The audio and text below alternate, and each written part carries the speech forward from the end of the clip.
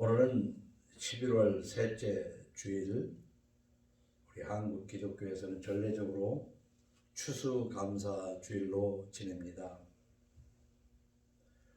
그러나 몇 년 전부터 거듭 주장을 했지만은 우리가 추수감사 주일이든 성탄절이든 부활절이든 이 절기 행사가 그 자체가 나쁘다고 할 수는 없지만은 그것이 형식적이고 요식 행위로 전락해버린 것을 부정할 수가 없어요. 그렇기 때문에 그 요식 행위는 금하고 도리어 우리가 날마다 주마다 매 순간 깨어 하나님을 생각하는 사람은 하나님께 감사할 것밖에 없습니다. 그래서 범사에 감사를 해야 돼요. 우리가 이것을 한 가지 한 가지 가지고 자꾸 여러 코프를 벗겨 말을 하려면 시간이 한도 끝도 없어요. 우리 가정에서 하는 어떤 행사 같은 것도 그것이 과연 무슨 의미로 하는 것이냐, 형식적으로 요식행위로 떼어버리기 식으로 하는 것들, 우리나라가 1960년대에 군사정권이 들어서면서 이 제사 같은 거, 결혼 같은 것을 간소화하도록 했어요. 왜냐하면 너무나 형식에 치우치기 때문에. 그래서 이런 문제를 생각할 때 우리는 그 자체를 무시해서는 안 되지만 이것이 변질되면 하나의 짐이 되어버려요. 아무것도 아닌 것인데 그것을 꼭 해야 되는 그것으로. 그래서 우리는 그 성탄절이라든가 부활절, 감사절, 그것의 진정한 의미를 깨달으면서 날마다 매 순간 감사해야 할 일이지, 언제 딱 정해서 어버이날이라고 해서 뭐 하나 달아주고 하는, 그 어떻게 보면 그거라도 하는 것이 낫지 않느냐 할 수 있을지는 모르겠지만, 우리는 날마다 주님이 오신 거, 그 주님이 오신 날이 언제도 정확히 모르지만 그 역사적으로 보면은 로마 황제가 정해놓은 날, 그것도 태양신을 숭배하는 날로 이 성탄절이 전해진 것은 아주 사실은 불쾌한 거예요. 알고 보면은. 우리는 우리를 위하여 오신 창조주 하나님의 오심과 그분이 나를 위하여 십자가에 죽으신 이것이 바로 기독교 핵심이기 때문에 그것은 머리로도 알고 가슴으로도 느끼면서 늘 그것이 있어야 돼요. 그것이 있는, 그 믿음이 있는 사람은 하나님의 뜻에 합당하게 살기 위해서 이 잠언 말씀을 잘 읽어나가야 돼요. 그래서 지난주에도 말씀드린 것처럼 그러한 주님의 오심과 죽으심과 부활을 마음에 깨달지도 못하고 기념하지도 못하면서 예배당이나 들랑거리고 거기에서 보니까 잠언을 읽어서 이렇게 살면 좋겠구나 해서 한다고 해서 그분이 그리스도인이 될 수는 없다. 기독교인이 될 수 없다. 기리사도, 중국말 읽을 때 기리스도라고 읽는 앞자와 뒷자 기독을 빼서 우리는 기독교라고 한 것이, 이게 무슨 의미냐? 그리스도다. 그리스도가 뭐냐? 창조주께서 날 위해 오셨고 나와 같은 인간으로 오신 예수께서 십자가에 죽으셨다는 것을 믿는 게 기독교인이라는 말이에요. 그러나 그 기독교는 그것만 믿어서는 안 되고 세상 사람들이 봐도 참 괜찮다, 선하다, 착하다, 지혜롭다는 평을 받아야 되거든요. 그런데 예배당이라는 것을 들랑달랑 하면서 나는 교회 다녀 해가면서 남들에게 손가락질이나 받고 사실 지나친 행동을 하면서 그것이 기독교인이라고, 기독교인이라고 착각하고 있는 시대다. 그래서 오늘 보면요, 연락을 좋아하는 자는 가난하게 되고 술과 기름을 좋아하는 자는 부하게 되지 못하느니라. 그래서 우리가 이 자본주의에 살면서 가난하게 된다든지 부하게 되지 못한다든지 하는 것은 참 슬픈 일이에요. 그렇잖아요. 우리 삶의 핵심이 뭐예요? 가난하게 되지 않으려고, 부하게 되려고. 근데 사실 가난이 어디까지가 가난이고 어디까지가 부냐, 그것도 정하지도 못하고 그저 더 부해지려고 하는데, 어쨌든 그것을 논하는 게 아니라 오늘 연락을 좋아하는 자 하는 것은 연락, 뒤에 술과 기름을 좋아하는 자. 그래서 자, 연락은 이게 한자로 해서 막 잔치하는 겁니다. 잔치. 어떻게 보면 우리 한국 사람들은 참 잔치 문화가 풍성해요. 그냥 잔치하는 게. 이사를 해도 집들이라고 잔치하고, 뭐 돌이다, 생일이다, 한갑이다 해서 여러 가지를 기념하고 잔치를 해요. 그래서 그 잔치의 의미가 뭐냐? 왜 잔치를 하냐? 이것도 우리는 깊이 한번 생각을 해야 돼요. 그래서 잔치를 통해서 구휼, 주변의 소작인들이라든가 가난하게 사는 사람들한테 좀 먹을 수 있는 기회를 제공하는 것일 수도 있고, 잔치를 통해서 나는 이렇게 세가 있다, 부가 있다, 과시를 하기 위해서 잔치하는 것도 있고, 우리가 잔치라고 한다고 해서 한 가지로만 볼 수는 없어요. 근데 그럼 여기에 술과 기름을 좋아하는 자, 이 술과 기름이 뭐예요? 삼겹살에 술 마시려고 생각하죠. 술과 기름이라면, 이 성경에서 삼겹살을 얘기하겠어요? 기름이라는 게 고기의 기름을 말하는 것이 아니라 당시에 향유, 잔치할 때 이 고급스러운 향유를 또 사용을 하거든요. 그런데 말이에요, 이 연락한다고 하는데 이 잔치가 거대한 잔치를 말합니다. 사실 잔치 좋아하다가 망하는 경우가 많거든요. 나라도 그렇고 한 개인도 그렇고. 그 잔치하는데 술과 기름이 빠지면 안 되잖아요. 근데 이 향기름이라는 게 일종의 향수라고 볼 수도 있는데, 우리가 다 그걸 다 해석해낼 수는 없지만은 당시에 말이에요, 옛날에는 엄청나게 비쌌던 것들이 지금은 엄청나게 싼 것도 많습니다. 옛날에는 정말 임금님이나 구경할 만한 것이 지금은 각 가정에서도 흔하게 사용하고 먹는 것들이 있어요. 근데 이 향기름은 이스라엘 사람들에게 있어서 굉장히 귀하고 정말 귀한 거예요. 그래서 정확히는 모르겠지만 주석설 같은 데 보면 향기름 한 병이면 이렇게 있는데, 한 병도 뭐 100ml짜리도 있을 테고 1000ml짜리도 있을 텐데, 그냥 향기름 한 병이면 일반 노동자들 임금의 1년분의 임금이다, 이렇게 얘기가 나왔어요. 그러니까 우리가 이 원문만 가지고 해석하기 어려운 것들이 많지만 우리는 비유적으로 생각을 해보면 돼요. 그냥 비싼 것으로 연락, 잔치를 하면서 술 마시고 하는, 우리 그 정도만 한번 생각해봐요. 이거 좋아하다가 보면 결국은 부하게 되지 못하고 가난하게 된다. 그래서 우리는 그 말은 뭐냐면 검소하게 살아야 된다. 그런데 우리가 검소하게 살아야 된다고 그러지만은 이 검소하다 보면 또 가난해지는 것 같이 생각이 들 수 있어요. 그래서 이 검소하나 화려하지 않고 아주 그 실속 있게 살아가는 것도 우리에겐 중요하다. 근데 저는 이 잔치하는 것에 있어서 요한복음 12장 1절 이하를 한번 생각해 봤어요.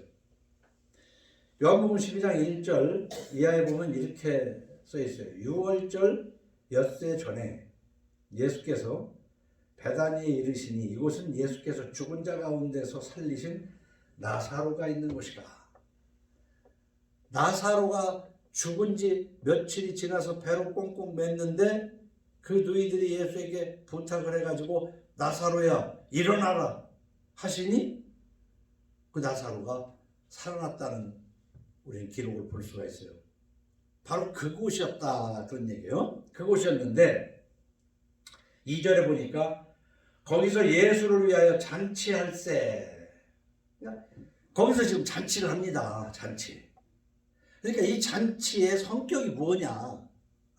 이 잔치가 동네 사람을 데려다 먹이려고 하는 잔치냐, 아니면 자기를 과시하려고 하는 잔치냐. 이 잔치에도요 다 여러 가지가 있으니까, 살아봤으니까 알 거예요. 이 의미가 뭐냐 이 말이에요. 이 잔치의 의미가 뭐고, 그러니까 동기와 의미와 목적이 뭐냐, 우리는 이런 것들을 생각을 해봐야 되거든요. 그런데 잔치를 한다면은 거기에 여러 사람이 있는데 이 사람은 이러고 저런 사람은, 그거 한번 읽어봐요. 마르다는 일을 하고 그랬어요. 마르다는 일을 해. 잔치를 하는데 이 잔치가 예수를 위하여 하는 잔치라고 그랬어. 예수를 위하여 하는 잔치. 그런데 마르다는 일을 하고. 근데 왜 예수를 위해 잔치를 하겠어요? 마르다는 자기의 오라비를 살려준 예수한테 지금 잔치를 하는 겁니다. 그런데 보니까 막상 죽었다 살아난 나사로는 예수와 함께 앉은 자 중에 있더라. 그냥 앉아 있어. 그게 주인공이니까 그럴 수도 있지만, 내 동생을 살려줬다고 뭔가 음식을 만들고 일을 하는 사람이 있는가 하면, 막상 죽었다 살아난 사람은 그냥 앉아 있어. 그러니까 이걸 제가 해석하는 그것이 다는 아니에요. 각자 한번 생각을 해보면 되는 거야. 이건 뭐냐? 이게 합당한 것인지 아니면은 뭐 잘못된 것인지. 3절에 보니까 또 다른 누이인 마리아는 지극히 비싼 향유, 곧 순전한 나드 한 잔을 가져다가, 이 향유가 지금 기름이에요. 순전한 나드 한 근을 가져다가 예수의 발에 붓고 자기 머리털로 그의 발을 씻으니. 그러니까 이 마르다는 일을 하고, 또 마리아는 그 비싼 예수의 발에 향유를 막 붓더란 말이에요. 막상 죽었다 살아난 나사로는 예수와 함께 앉은 자들, 여기 이제 어른들이 좀 있나 보지, 거기에 같이 있더라. 그래서 향유 냄새가 집에 가득하더라. 아주 분위기가 좋습니다. 그런데 이제 예수님의 제자 중 하나로서 예수를 팔아넘길 이제 가룟 유다가 말을 합니다. 이 향유를 어찌하여 300데나리온에 팔아. 그러니까 이게 300데나리온이 뭐 1년분인지 몇 달분인지 모르지만 꽤 비싼 것 같아요. 이게 이제 화폐로 표현하잖아요. 300데나리온에 팔아서 가난한 자들에게 주지 않냐 했느냐. 그러니까 예수를 위해 잔치하는데 누구는 일하고 누구는 여기 앉아있고, 그 중에 한 사람은 그 비싼 것을 예수님의 발에 막 붓고 자기의 머리털로 막 이렇게 닦고 하는 이 행위는, 이건 도대체 왜 그런 것인가? 각자 한번 생각을 해보는 거예요. 그런데 그걸 보고 있던 가룟 유다는 이거 팔면은 300만 원, 3천만 원은 받을 수 있을 텐데, 그거 가지면 온 동네 사람을 먹일 수도 있고 할 텐데 그 허비하냐. 그래서요, 우리 이렇게 살다가 보면 어떤 일이 있을 때 하는 일도 다 다르고 생각도 다 다르고 다 달라요. 정말 그렇게 다를 수가 없어. 이 제목을 가지고 술과 기름, 보면 어쨌든 이 향기름은 비싼데, 바로 연락 달마다 잔치하고 술 마시고 비싼 것으로 허비하고 하는 사람들이 부자될 리는 없지. 응? 그러면 잔치 한 번도 안 하고 살아야 되냐? 그것도 아니지. 그러니까 좌로나 우로 치우치지 말아야 돼요. 어쨌거나 이 세상은요, 먹을 것이 없었던 그 세상을 우리는 경험했었잖아요. 6.25 전쟁 이후에 먹을 것이 없었던, 맛있고 영양가 있고 더 좋은 것을 따지는 게 아니라 배를 줄이지 않게 채울 음식. 그 아버지에게 재산을 받아가지고 나아가서 허랑방탕하다가 돼지가 주는 쥐엄니 열매로도 배를 채우지 못하는 그런 사람도 있어요. 그런데 요즘은 먹을 것이 흔해요. 너무 흔해요. 그래서 음식 쓰레기가 1년이면 뭐 수천억씩 그렇게 버려진다고 해요. 그 웬만하면 먹고 버리고. 그래서 사실 또 한편으로 따지면 그래요. 냉장고에서 꺼내서 젓가락으로 찝어서 먹다가 덜어놓고 또 꺼내서 먹다가 맨날 들락달락 하는 것보다는 딱 뷔페식으로 잘라서 먹을 거 먹고 남은 것은 딱 깔끔하게 버리는 것이 또 그 어떻게 보면 위생적이고 좋은 생활이지 않겠어요? 이게 간단하게 설명할 수가 없어. 어쨌든 우리는 17절에 연락을 좋아하는 자는 가난하게 되고 술과 기름을 좋아하는 자는 부하게 되지 못하더라.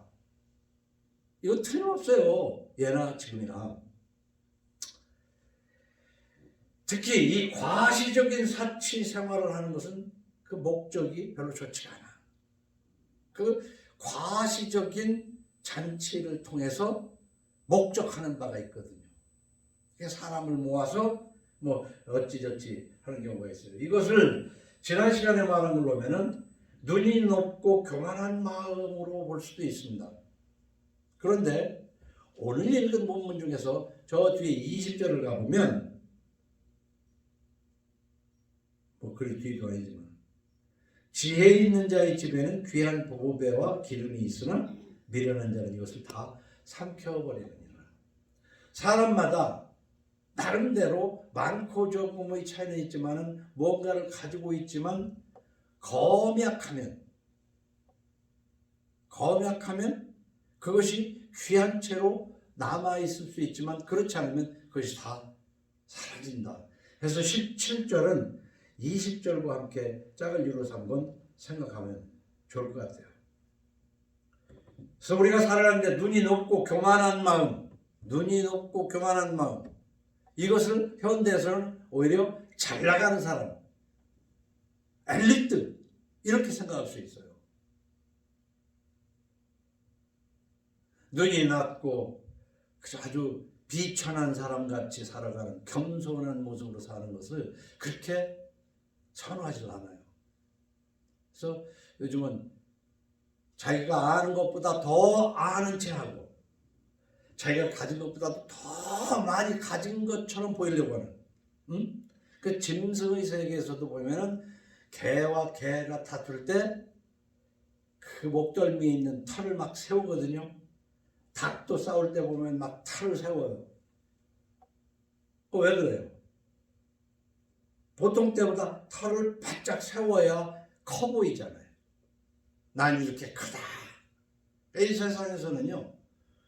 짐승이 털을 세우듯 털을 세우고 연락하며 술과 기름을 좋아하는 그런 경우도 많이 있다. 그런데 요즘 보니까 그래요. 눈이 높고 교만하고 이 연락, 즐거움, 즐기는 생활을 사람이 또 즐기는 생활도 해야 될 거 아니에요. 전혀 즐기는 것도 없이 맨 일만 하고 예수 믿는다고 해서 맨 교리적으로 뭐 그냥 반 뜯어가고 그런데 어느 정도 즐기기도 해야 되는데 요즘은요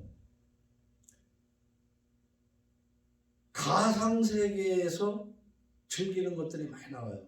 그 쉽게 생각하면 아이들의 컴퓨터로 게임하는 게임도 그전에는 뭐 우리가 그 현물들로 따지면 바둑이나 장기나 화투나 이렇게 할 수도 있지만 이런 것들이 다 또 컴퓨터 속에서 놀기 때문에 그래서 벌써 오래됐지만은 이제 메타버스라는 게 앞으로는 사람을 사로잡을 것 같아요. 그 속에서 즐기는 거예요. 밖에 나갈 것도 없어요. 그냥 컴퓨터 속에서 그 속에 있는 사람과 사귀고 그 속에서 있는 사람들하고 살아가는 메타버스라는 유니버스가 초월적인 메타 유니버스를 합성한 것인데 초월적인 세상, 가상 세계거든요. 근데 그 속에서 지금 어디까지 가고 있냐? 그 속에서 땅도 사고 그 땅에다가 집도 짓고 그 저는 거기에다가 가게를 만들어 가지고 영업도 하고 이렇게만 해가지고는 잘 모르겠지만은 이 세상에서 있는 것과 똑같이 그 속에서 하는데 거기도 돈이 들어.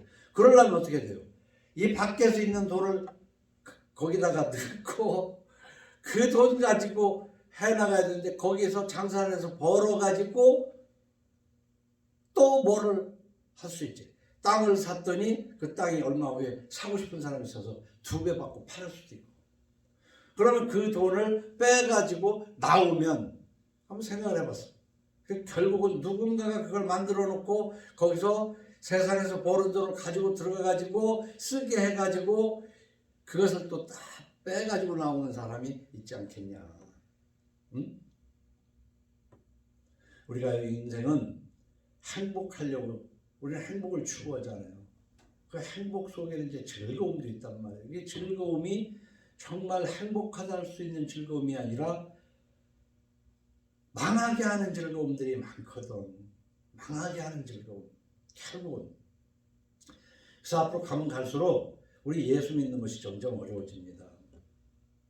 지금까지 2000년 동안은 큰 집을 지어놓은 예배당이나 들락거리는 것이 하나님을 믿는 걸로 쏘아왔어요. 그러면서 부활절 지키고 추수감사절 지키고 뭐 절기를 지켜가면서 하는 것이 다 요식행위로. 우리 진정이 마음속에서 이걸 한번 하나님을 정말 알고 믿냐. 그리고 하나님이 우리를 위하여 죽으셨으니까 그걸 믿음으로 하나님 앞에 용서를 받고 이제는 하나님 뜻에 합당한 성화를 이루어가야 되는데 과연 나는 성화해가는 것이냐 고민을 해야 돼요. 안 그러면 껍데기로 살다가 속아 살아요. 속아 사는 것뿐이에요.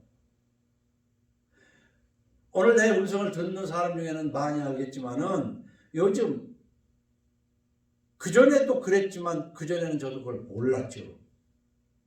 TV에서 뉴스가 나오고 신문에 뉴스가 나오면 기정사실인 줄 알았지만 절대 아닙니다.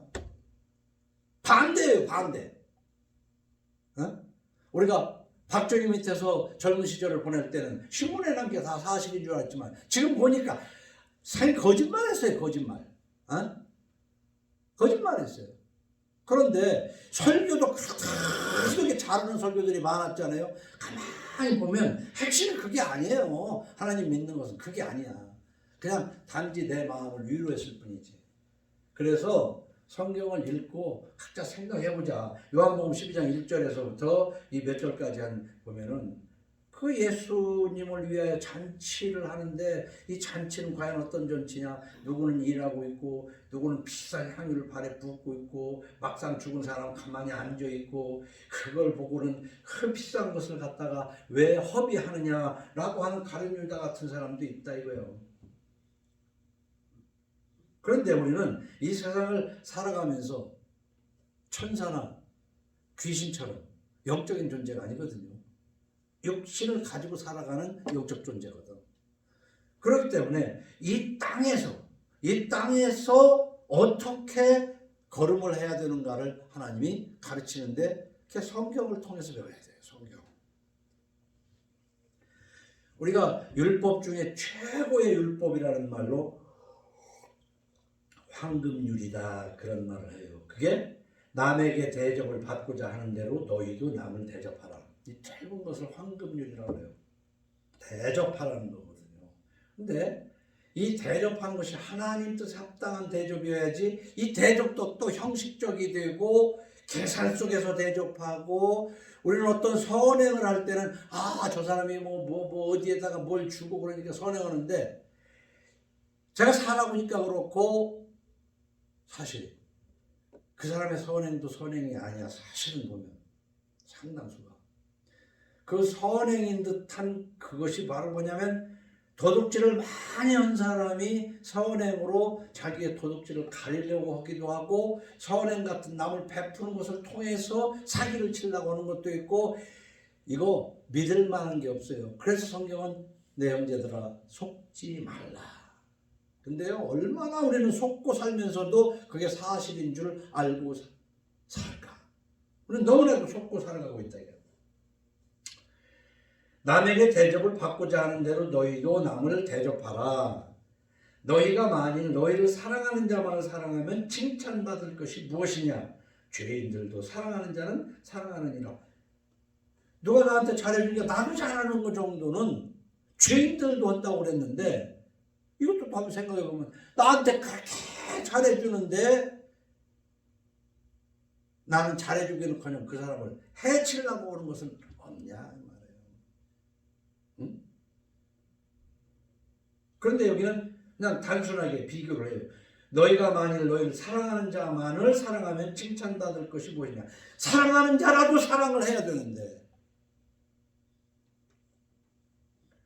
33절에는 너희가 만일 선대하는 자만을 선대하면 칭찬받을 것이 무엇이냐? 죄인들도 이렇게 하느니라. 그러면서 너희가 받기를 바라고 사람들에게 꾸어주면 칭찬받을 것이 무엇이냐? 뭐 이런 짧은 말, 받기를 바라면서 꾸어주지. 그래서 성경의 뜻은 뭐냐면, 꾸고자 하는 자에게 거절하지 말지만 일단 꾸어주고 난 다음에는 체주처럼 굴지 말고 이자받지 말라는 거거든요.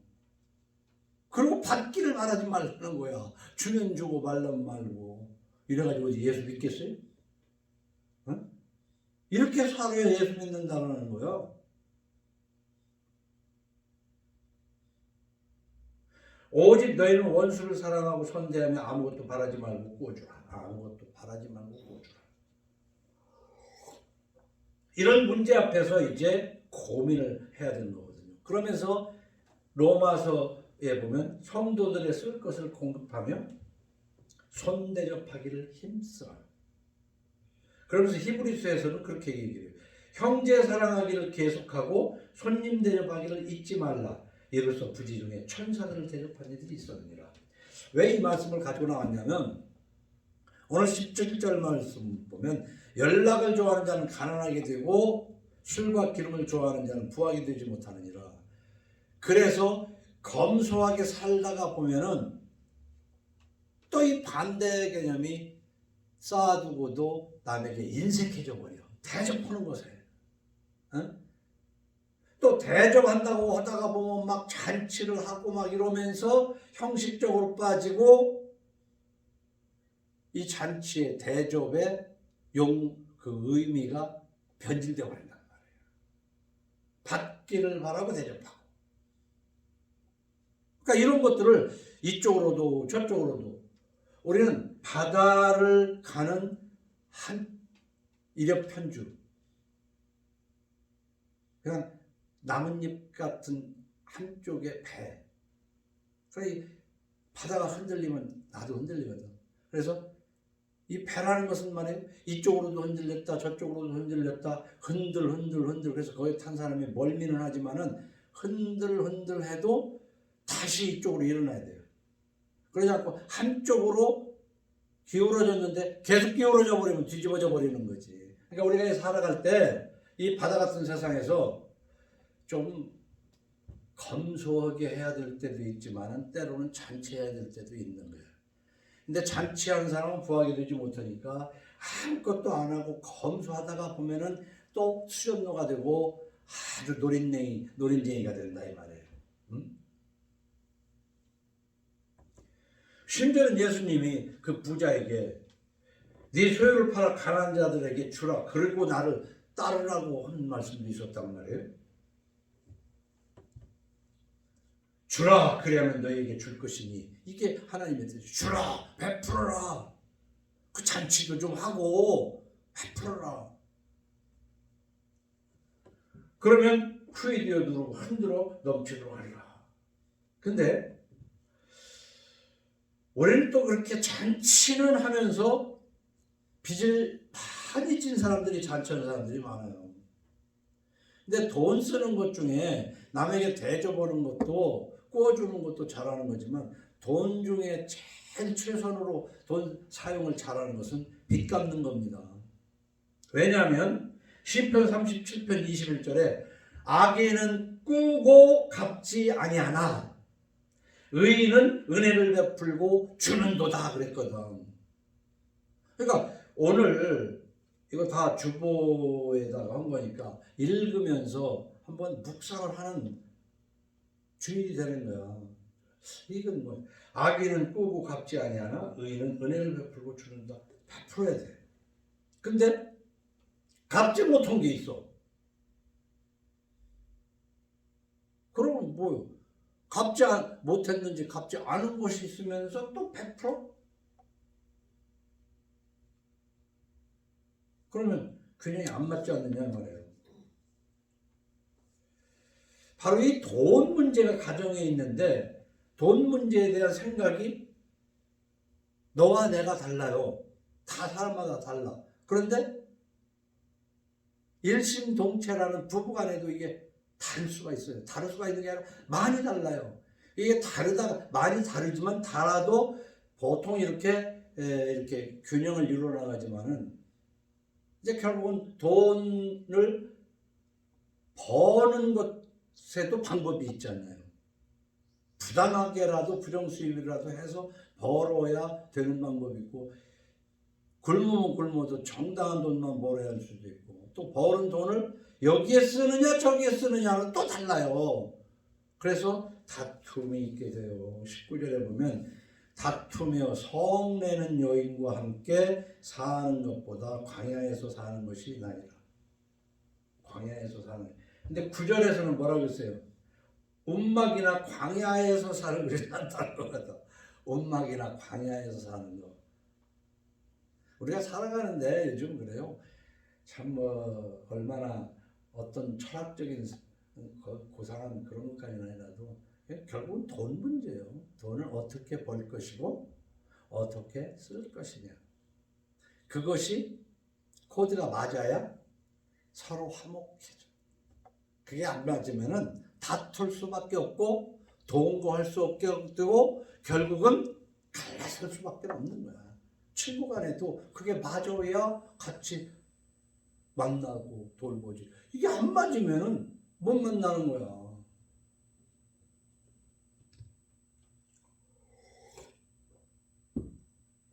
그래서 너희는 믿지 않는 자와 멍에를 함께 매지 말라. 이 믿지 않는 자와 멍에를 함께 매게 되면은 우리는 가볍게 생각하잖아요. 뭐 불교인하고도 기독교인이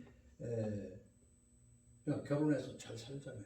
그러니까 참 불교인도 아니고 참 기독교인도 아니고 그냥 한쪽은 교회 다녔고 한쪽은 절을 다녔다는 거 이상은 아니에요. 그러니까 그냥 마저 돌아갈 수도 있어요. 참 기독교인이 참 불교인과 멍해를 같이 하기 쉽지 않죠. 같이 사업을 하는데 어려워요. 되지 않습니다. 그런데 그런 걸 생각하지 않고 멍해를 함께 맨다는 것이지. 그래 뒤에 이제 21절 23절을 보면 공의와 인자를 따라 구하는 자는 생명과 공의와 영광을 얻느니라. 지혜로운 자는 용사의 성에 올라가서 그 성에 의지하는 장벽을 허느니라. 입과 혀를 지키는 자는 자기의 영혼을 환난에서 보전하느니라. 이게 다 공의와 영광, 심지어는 나를 대적하는 자의 방벽을 부러뜨리는 또는 영혼을 환난에서 보전하는 것이 바르게 사는 거거든. 우리의 무기는 예수 그리스도를 믿는 그리스도인의 무기는 하나님의 말씀이라고 그러니까 뭐 하나님 말씀대로 사는 것이 무기라는 것이죠. 그러니까 교회에서도 그러니까 하나님의 말씀이 뭐냐 뭐 귀신아 물러가라 막 이런 걸 말씀으로 알더라고. 그게 아니에요. 연락을 좋아하지 말고 꾸고자 하는 자에게 꾸어주며 갚을 것이 없는 자에게 주고, 네가 대접을 받고 싶으면은 너도 먼저 대접할 줄 알아야 되는 건 기본이에요. 받으려고 빌려주라는 것이야. 그럼 그 말하고 그 말하고는 상충되잖아요. 그렇지 않지. 근데 주긴 주는데 아주 인색하게 계산 속에서 주는 그게 아니라, 네가 대접을 받고 싶은, 너는 그 인격적으로 받고 싶은 그대로 너도 그렇게 사람을 대접해줘라. 그러면서 사람은요, 이제 말씀을 마치려고 그러는데, 이 재물이라는 것은 27절에서 말하는 것처럼 악인의 재물은 본래 가증하거든. 그러니까 재물이 그 뭔가 신에게 드리는 것을 얘기하는 거 아닙니까? 제사를 드리기 위해서. 요즘으로 얘기하면 헌금으로 봐야 돼요. 헌금. 그 헌금, 하나님께 드리는 예물이라는 것은 악한 사람이 하나님께 드리는 것은 하나님께서 받으시질 않습니다. 왜냐하면 악한 방법으로 벌었기 때문에. 창기가 번 돈과 개 같은 자의 소득은 어떤 서원하는 일로든지 네 하나님 여호와의 전에 가져오지 말라 그랬거든요. 근데 예물을 드리더라도 보통 사람에게 대접하는 것도 사람에게 약속하고 지키지 않으면 안 되는 것처럼 하나님에게 약속하고 지키지 않으면 안 되는 것은 예수 믿는 사람으로서 당연할 뿐만 아니라, 악한 방법으로 벌은 돈으로 재물을 한다? 그건 가증하다는 거죠. 그러니까 악인의 재물은 본래 가증하다는 말은 신명기 23장 18절에 창기가 번 돈과 개 같은 자의 소득은 어떤 서원하는 일로든지 내 하나님 여호와에 가져오지 말라. 같은 거예요, 이게. 그런데 악한 뜻으로 드리는 것이 있단 말이에요. 악한 뜻으로. 그러니까 미신을 섬기는, 그런 귀신을 섬기는 사람들은 남을 해코지하기 위해서 뭐 굿도 하잖아요. 나에게 복을 달라는 굿도 하지만은 누군가를 해코지하게 하기 위한 것입니다. 그러니까 악한 뜻으로 드리는 것이 하나님 앞에 있을 수는 없는 거죠. 그런데 왜 성경에 이런 것들이 써 있냐? 하나님은 아시기 때문에 그렇다는 것이지. 아시기 때문에. 우리 31절을 한번 함께 읽고 마칠까 합니다. 31절 시작. 사울 나를 위하여 마병을 예비하거니와 이김은 여호와께 있느니라. 잠언은 반복하고 또 반복하고 또 하신 말씀 또 하시고. 근데 우리가 살아보면 그래요. 자식들에게 가르치고 또 가르치고 반복하고 가르쳐도 그것을 안 지키잖아. 한번 말하면 자식들이 그대로 해요. 내가 자식일 때 부모가 한 얘기대로 그대로 한 번만 하면 그냥 탁 그렇게 해버립니까? 인간은 여간에서 그 자기의 그 생각을 바꾸지 못해요. 참 사람이 생각을 못 바꿔. 그런데 생각을 하고 하는 게 아니라 본성대로 살아가는 거에 짐승이에요. 그래서 사람은 일정 짐승과 비슷한 부분이 있기 때문에 짐승처럼 본성적으로 사는 부분들이 많아요. 그러나 생각을 해요. 짐승과는 다르게. 짐승도 이렇게 가다가 이리 갈까 저리 갈까 뭐 생각, 그 정도 수준이 아니라 사람은 짐승과는 다르게 생각하는 존재예요. 생각하기 때문에 나는 존재한다. 그렇게 말을 하는 철학자도 있고. 이 생각을 해야 돼요. 생각. 근데 이 생각이 안 바뀐다 이 말이죠. 생각이 참 안 바뀌어요. 그래서 하나님은 이 말씀을 반복하고 반복하고 반복해서 우리를 성화시켜 나가요. 한번 읽어가지고 끝나는 게 아니에요. 우리가 지식을 쌓는 것도 한번 쓱 읽고 지나가는 것이 바로 자기의 지식이 될 수 있지만 그것을 거듭해서 읽고 훈련하고 외우고 이러므로써 그것이 내 것이 되기도 하는 것처럼 성경도요. 암송도 해보고 그 말씀을 삶에 적용도 해보고 그런데 그 중에서 정말 우리 성경을 안 읽는 모든 사람도 살아보면 에휴 세상 뜻대로 안 돼. 자기 마음에서 계획을 합니다. 내가 여차저차 이렇게 해야지 하고 작심 3일이 아니라 100일 넘어서 1년, 3년을 큰 뜻을 두고 했는데도 그게 무너질 때 참 뜻대로 안 되는구나. 그래서 인생 다른 거 뭐 별거 있어? 뜻대로 안 된다고 하는 것이 인생이지. 그래서 사람이 어떤 일을 계획하고 준비에 힘을 다할지라도 그것이 역시 7전 8기 7번 넘어지고 8번째 일어나서 성공을 하는 수도 있지만은 사실은 실패의 연속이거든요. 뜻대로 안 되거든요. 바로 그것이 왜 그럴까? 그냥 세상 사람처럼 세상 뜻대로 안 돼! 이것이 아니라 하나님의 계획이 있다는 것이지.